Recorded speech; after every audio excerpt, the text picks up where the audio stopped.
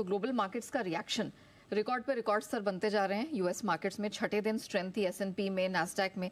लेकिन ये पावेल साहब ने सर क्या कहा और मार्केट ने उस पर जैसा रिएक्ट किया, इसको समझना जरूरी है। सर पहले बताइए पावेल साहब ने कहा क्या? पहले महंगाई की चिंता थी, अब ग्रोथ की भी चिंता हो रही है। अमेरिका के सीनेट में जितने सदस्य थे उन्होंने पावेल साहब की स्पीच को बड़ा ध्यान से सुना और ध्यान से सुनने का पहले से मन भी बनाया था, ये सोचकर कि पावेल साहब उन्हें दशा और दिशा दिखाएंगे कि इस वक्त इकोनॉमी की और देश की दशा क्या है, आर्थिक दशा, और आगे की दिशा भी दिखाएंगे।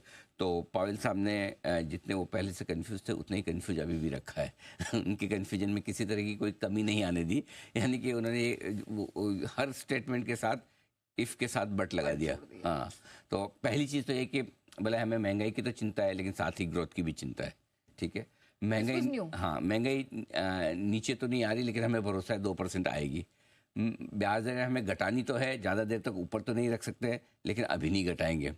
कुल मिलाकर यही है कि पावेल साहब ने अभी तक मन नहीं बनाया कि वो आगे क्या करने वाले हैं। ठीक है, सिंपल सी चीज़ है। इसका मतलब क्या है कि आने वाले समय में और डेटा देखेंगे और डेटा देखकर डिसाइड करेंगे।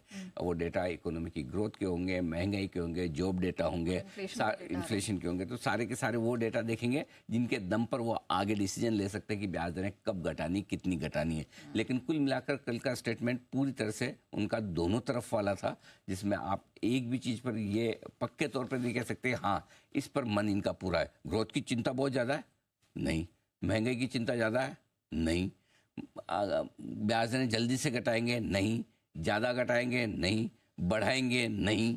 मतलब आप जिस सवाल का जवाब बोलो तो वहाँ पर या तो नाम में आएगा, कन्फ्यूजन में आएगा।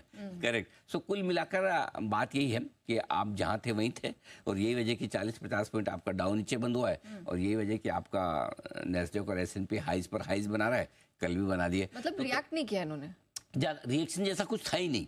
मैं सोचता था कि शायद वो अच्छा ज़्यादा बोलेंगे। अच्छा बोलने की उन्होंने कोशिश की, प्रयास, number full marks for efforts actually but not for the results, है ना। तो उन्होंने कोशिश पूरी की कि मैं कुछ अच्छा बोलूं, लेकिन शायद उनकी लिमिटेशंस होगी, कितना अच्छा बोल सकते हैं, क्या बोलेंगे। तो मेरे ख्याल से इस वजह से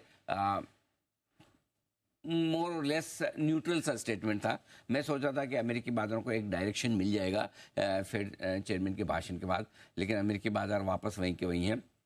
ट्रेंड क्लियर है, नैस्डैक एसएनपी रिकॉर्ड बना रहे हैं, तेजी की तरफ है, थोड़ा सा डाउ हल्का सा नरम है।